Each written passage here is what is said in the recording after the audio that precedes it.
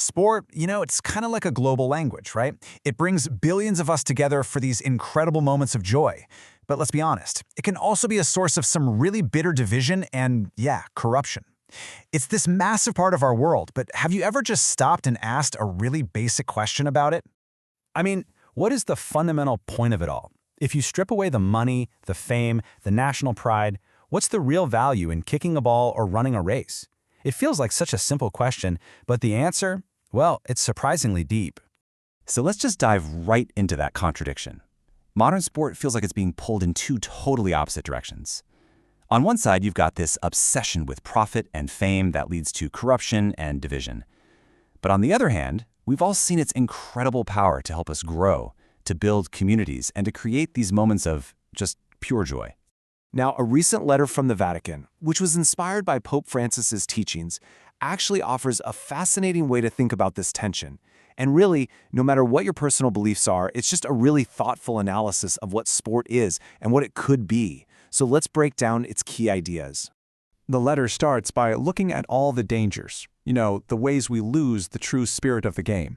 It argues that modern sport is really threatened by some very specific problems. First, it warns against what it calls a dictatorship of performance. That's that relentless win-at-any-cost pressure. This is the exact mindset that can make things like doping and cheating seem okay, and it completely overshadows the actual love of the game. And what's driving that dictatorship? Well, so often it's money. The letter points out that when profit becomes the only goal, athletes themselves risk being reduced to mere merchandise. They just become products in a system, their human dignity totally forgotten in the race for more money. And this corruption isn't just limited to the players. The letter warns that for us fans, that healthy support can curdle. It can go from fandom to fanaticism. A positive sense of community gets twisted into a source of polarization, where stadiums become places of confrontation, and our teams are used to fuel division, even hatred.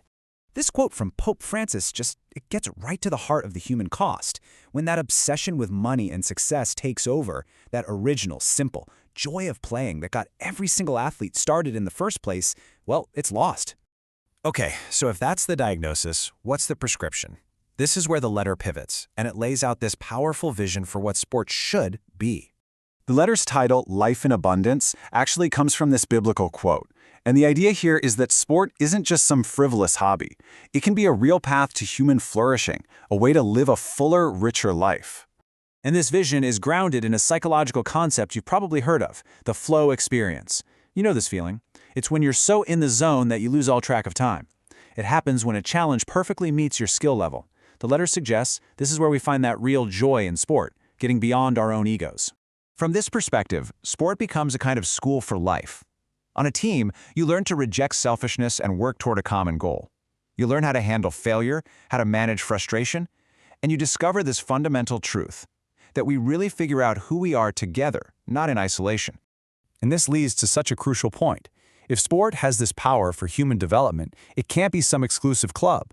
The letter makes a really powerful call for inclusion, arguing that any barriers, whether they're financial or based on gender or religion, they rob people of a fundamental tool for growth. Now, this way of thinking about sport might sound new, but it's really not. The letter shows how it's actually built on a long, deep intellectual and spiritual tradition. I mean, as far back as the 1st century, you've got writers using athletic metaphors for the spiritual life. Then, in the 13th century, thinkers like Thomas Aquinas developed an ethic of play, arguing that rest and joy are essential parts of a good life. By the 16th century, PE was being formally integrated into schools, which led to a much more systematic reflection on sports' role in society. So how do we bring this all together? The final section offers a path to reclaim that true spirit of competition.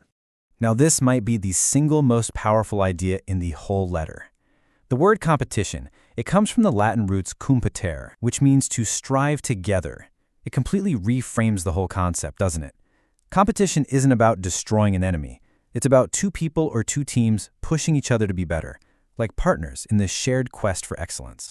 In this spirit of striving together is built on a few key principles. First, respecting the rules, because they're what give the game meaning.